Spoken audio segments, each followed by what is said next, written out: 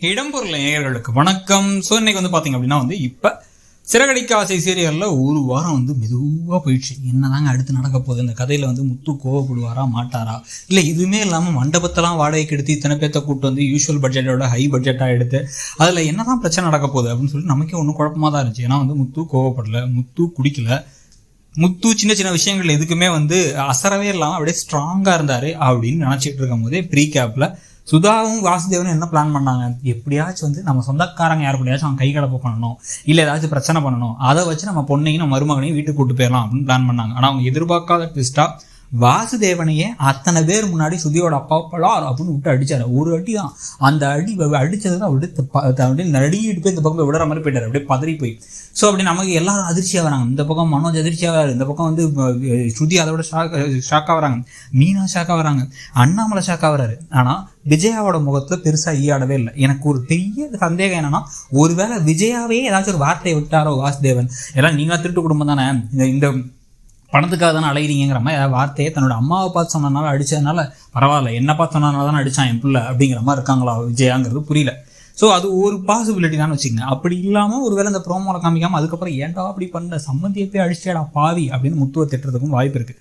எவ்வளோதான் அவமானப்படுத்தாலும் பணக்காரங்க அவமானப்படுத்தினா பொறுத்துக்கணும் அப்படிங்கிற மாதிரி ஒரு கேரக்டர் தான் விஜயாவே இருப்பாங்க.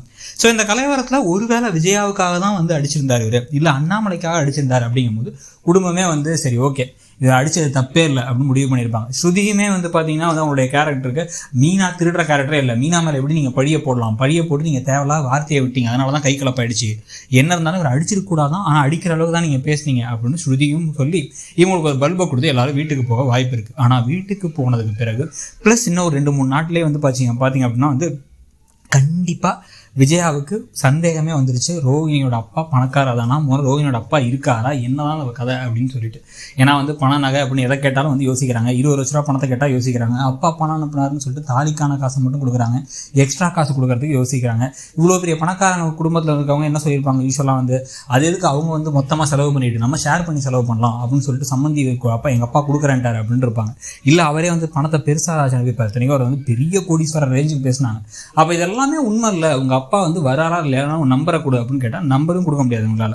எந்த ஃப்ளைட்டில் டீட்டெயில்ஸ் கேட்டால் அதையும் கொடுக்க முடியாது, எனக்கு தெரியல அப்படின்னு மட்டும் பேசிகிட்டு இருக்கிறதுக்கு நீ ஏதோ ஃப்ராடு நான் பண்ணிருக்க. உங்கள் அப்பா வருவாரா மாட்டாரா, உங்கள் அப்பா பணக்காரரா இல்லையா, உங்கள் அப்பா விட்டு இப்போ உனக்கு வேறு இல்லை, இவனுக்கு கனடா போனால் 14 லட்சம் வேணும், இங்கேயே ஒரு பிஸ்னஸ் பண்ணால் அட்லீஸ்ட் 20 லட்சம் வேணும், பணத்தை ஏற்பாடு பண்ணி கொடு, உங்கள் அப்பாவை வரவை, உங்கள் அப்பா வந்தப்பறம் நீ இந்த வீட்டுக்கு வந்தால் போதும், கிளம்புனி, எனக்கு உன் மேலே இருக்க எல்லாமே சந்தேகமாக இருக்குது அப்படின்னு ஒரு வேளை விஜயா சொல்கிறதுக்கும் வாய்ப்பு இருக்குது.